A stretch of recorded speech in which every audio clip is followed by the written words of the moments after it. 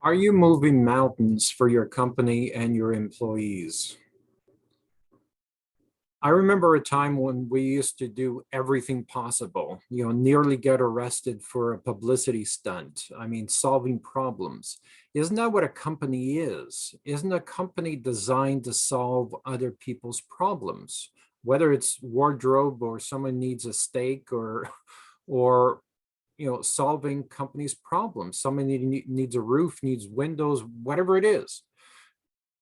The company should be designed to solve problems, right? So entrepreneurs should be the best at solving problems. And yet recently, I seem to come across a lot of entrepreneurs or business owners that are stumped by COVID, are stumped by, they can't get a table at a restaurant, are stumped by, they can't find quality employees or find profitable clients. And they just stop. They throw up their hands and say, well, there's nothing I can do. And the problem is they go to their buddies who are their competition and they say, well, I can't find employees. Can you find them? Of course, they're going to say, well, no, I can't find employees either. I can't get materials. I can't get plywood. I can't get whatever, right?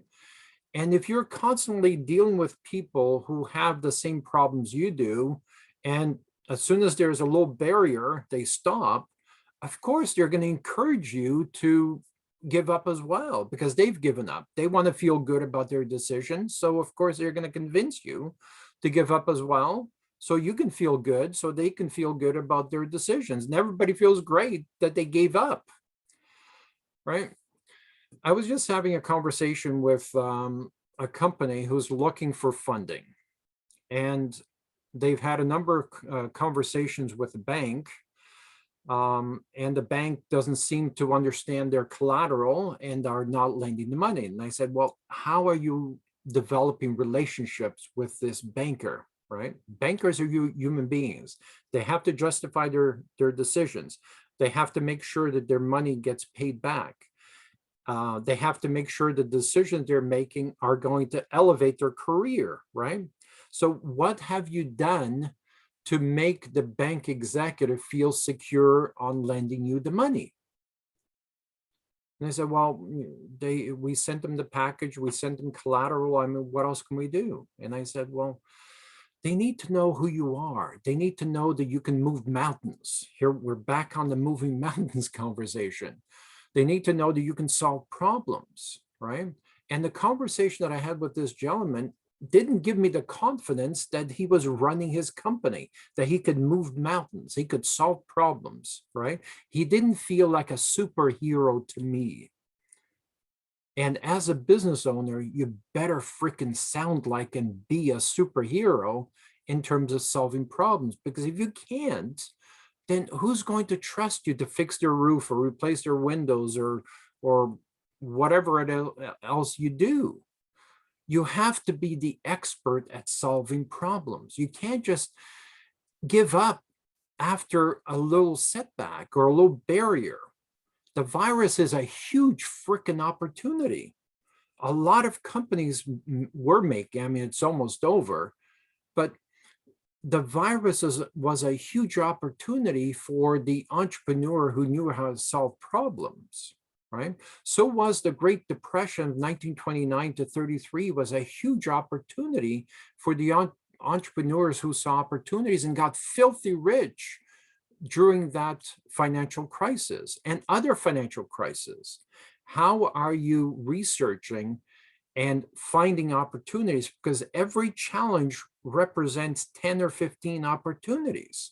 If you only look at the barrier and say, well, there's nothing I can do. My employees are being paid as much money as I've paid them to stay home. So why should I expand my company? That's a barrier. I can't do anything with that, right? But yet there's companies that are expanding right through the pandemic, expanding right through the financial crisis, expanding when they have competition, expanding into other product lines, right? Because they have the helicopter perspective.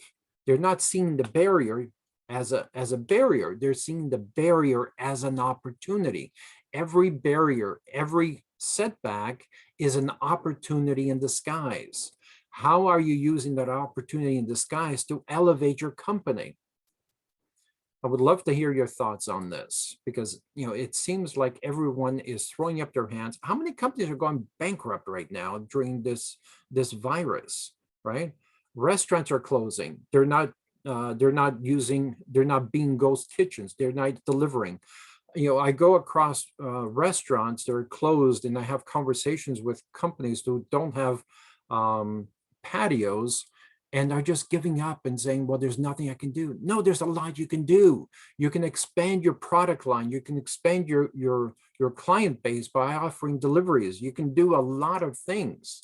And if you're only a one product company, well, that's like being a one-legged stool. If someone cuts off that leg, what do you have left? You should have multiple streams of income, right?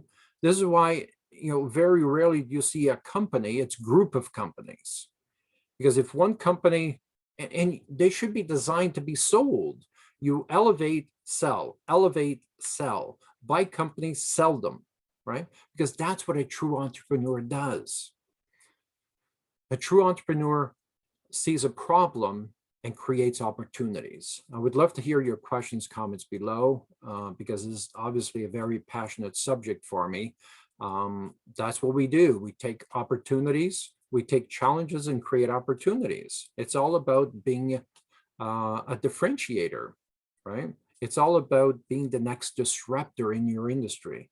If you're not thinking disruption, then you're not thinking high enough. Your goals are not high enough. And I think that's the problem.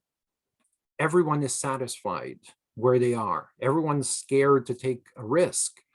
But if you have the right business blueprint, it's not a risk. It's an investment in your future. Again, would love to hear your questions, comments below. Let's talk again soon. Take care. Bye.